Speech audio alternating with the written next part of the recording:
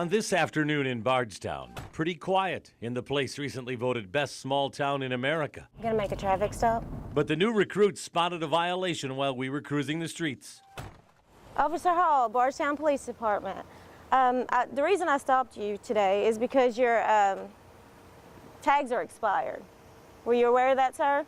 Fresh out of the police academy and still in training for a few months before she can patrol on her own, Shannon Hall says she never felt like an outsider, especially since that night Officer Ellis lost his life. I didn't work with Ellis, but I worked the same shift. And, I went home before he did. But that morning, when it happened, they called and said, you need to come back. You are a part of this, you're part of us, and you need to be here. She served 8 years in the Army, drove truck, taught school, and at the age of 40, she says she's found her calling. And the fatal shooting of Officer Ellis didn't change her mind. It didn't deter me. I think I'm more motivated now, and more on my toes to be aware of my surroundings. Bardstown Chief McCubbin loved Hall's character and desire from the moment he met her. She was ready to take this career on, even prior to Jason, but her being thrown in the middle of it as a recruit, she is still 100%, I'm ready to do this. In other words, it affected her like it did us, but it didn't scare her from it. No fear at all, just more determination. I think it would be up to people like us to make it safer for my child to live in. That's my motivation. I want my daughter to feel safe.